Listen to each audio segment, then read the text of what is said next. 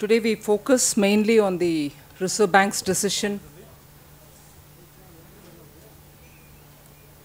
The Reserve Bank of India has done its mid-quarter review and has very clearly kept the status quo as regards the CRR and the repo rates.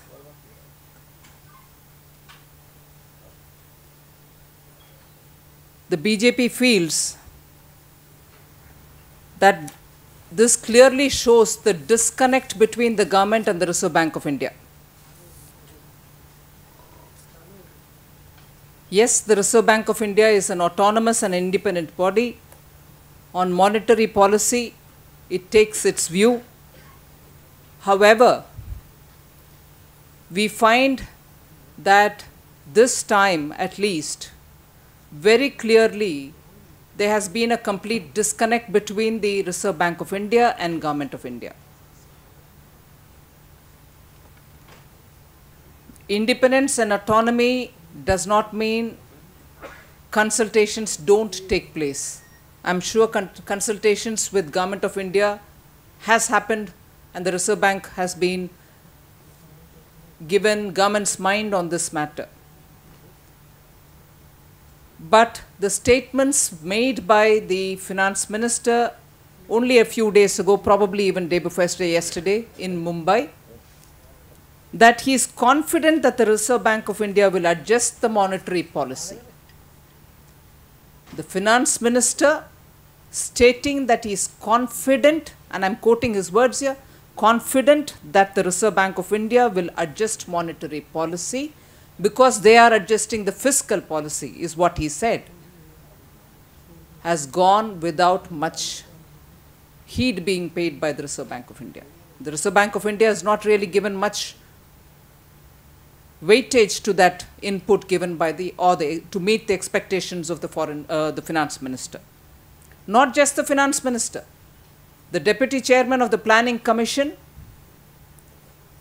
Shri Montek Singh Ahluwalia, and the chief economic advisor, Shri Kaushik Basu, have both also expressed that they called for pro-growth and out-of-the-box measures to be taken by the RBI, only recently.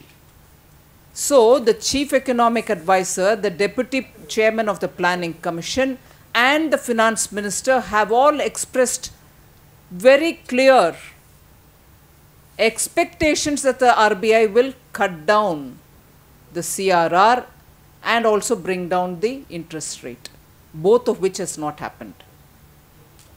Clearly, the RBI, in stating its position, has played a typical conventional financial institutions role in that they are looking at the monetary policy being an instrument only to control inflation, which is very well for the RBI. They have given three reasons. They've said external factors, domestic developments, and inflationary risks as the reason why they have retained the status quo. And that is where the disconnect is very clearly highlighted. One, the statements made by the finance minister or the chief economic advisor or even the deputy chairman of the planning commission have not been reflected in RBI's decision today. And the reasons they have cited, very cryptically three only, but if you look at the three, you know how the economy has been completely mismanaged by this government. And in a way, the message that we infer in RBI's status quo being maintained today is the RBI is not willing to go ahead to pick up the bits which are falling out of the mismanaged economy. They are doing their job as much as they can in managing the monetary policy, but the fiscal deficit and as a result of which many other mismanagements are happening in the economy, the RBI has not played to it. It is for the government to handle that. It's the kind of message which we read from today's RBI's mid-quarter review. Government has to come out now to say What fiscal measures are they taking to control the various problems that are being faced by the ordinary citizens? The three reasons cited, as I said, by the Reserve Bank of India were domestic developments, external pressure, and also the inflationary rate. If you look at the domestic compulsions and also the inflation risks that the economy is facing, you know the industrial production in April has come down to 0.2%. All of us know that. If that's a particular domestic development that the RBI has to take into consideration, it's not favorable. The government has not enabled in any other way to bring in confidence into the economy. As a result, industries are taking their capital out of the country, and that is coming out very clearly. The fall in the Indian rupee is also not very encouraging. And therefore, the government's measures are not instilling any confidence anywhere, is very clearly reflected even in the fall in the Indian rupee. Food inflation, as you all know, has been really growing with a marginal dip sometime, but it's back again increasing. And the prediction of a not so good monsoon doesn't augur well at all. And if you're looking at the fuel inflation, in its attempt to hurriedly show that it is doing something to cut down on the subsidies so that the oil marketing companies are not going to be in a loss, the at one time increase of 7 rupee 50 paise for fuel, particularly petrol, has added to the inflationary pressure, and that we know is a burden on the ordinary citizen. And headline inflation is at 7.55 in May. That figure has also come out. So, in other words, very clearly, and the government's domestic external borrowing is also increasing. Mismanagement of the economy is peaked really at this stage. Supply side problems have never been addressed by the government, and inflation is also getting incentivized because of this mismanagement of the supply side problems. With all this, to think only that the Reserve Bank will come up with a solution just shows how much of a disconnect exists between government's expectation of other institutions whilst it's not performing. The government, its own performance in terms of coming up with a blueprint for deficit management, which it promised in 2011, has not happened. As a result, today, with the Reserve Bank of India clearly not willing to go that far as to manage the economy for the fiscal deficit with which the government is burdening the ordinary citizen, we clearly understand that the economy is in severe doldrums.